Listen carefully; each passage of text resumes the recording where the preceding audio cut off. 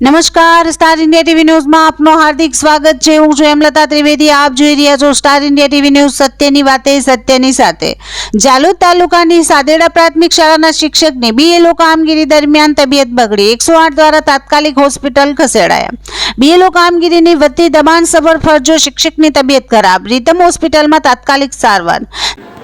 ઘટના મારા પપ્પાને સ્કૂલમાં ચક્કર આવ્યા સાદેડા પ્રાથમિક શાળામાં બીએલઓની કામગીરીના ટેન્શનના કારણે આ થયું છે। બીજું મારા પપ્પા કોઈ પહેલાંથી કોઈ બીમાર છે નથી, કોઈ દિવસ દવાખાને પણ ગયા નથી। એમના બીએલઓની કામગીરીના લીધે જ આ થયું છે। ઉલટી ચક્કર આવ્યા અને સતત મગજમાં એ વિચારો ચાલ્યા કરે, એના કારણે અમને માથું દુખવાનું એવું કાલે સાંજે બી થયું છે અને હમણાં બી માથું દુખે છે દવાખાને।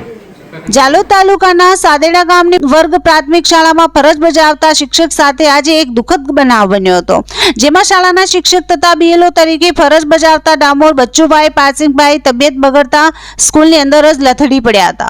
મળતી માહિતી મુજબ હાલ ચાલી રહેલી બીએલઓ સંબંધી કામગીરીઓમાં સતત દબાણ, દોડધામ અને માનસિક તાણને કારણે બચ્ચુભાઈની તબિયત અચાનક બગડી ગઈ હતી। કામનું ભારણ વધતા તેમને ચક્કર આવી જતા તેઓ સ્કૂલના વર્ગખંડમાં જ લથડી પડ્યા। તેમની તબિયત બગડતા અન્ય શિક્ષકો અને સ્ટાફ સભ્યો તાત્કાલિક દોડી આવ્યા હતા। પરિસ્થિતિ ગંભીર જણાતા તાત્કાલિક 108 ઇમરજન્સી સેવાઓને જાણ કરવામાં આવી હતી। 108 એમ્બ્યુલન્સ ઘટના સ્થળે ઝડપી પહોંચી હતી અને પ્રાથમિક સારવાર આપ્યા બાદ બચ્ચુભાઈને વધુ સારવાર માટે દાહોદની રીધમ હોસ્પિટલ ખસેડવામાં આવ્યા હતા, જ્યાં તેમની સારવાર ચાલી રહી છે। સ્થાનિક શિક્ષક વર્ગ અને સહકર્મચારીઓએ જણાવ્યું હતું કે બીએલઓ કામગીરીના વધતા દબાણને કારણે ઘણા શિક્ષકો પર શારીરિક તેમજ માનસિક બોજો વધી રહ્યો છે, જેમાંથી આવા બનાવો સર્જાઈ રહ્યા છે। આ ઘટનાને પગલે શિક્ષણ વિભાગ અને તાલુકા પ્રશાસન દ્વારા શિક્ષકોના કાર્ય દબાણ અંગે ફરીથી વિચારવાની જરૂરિયાત અનુભવી રહી છે।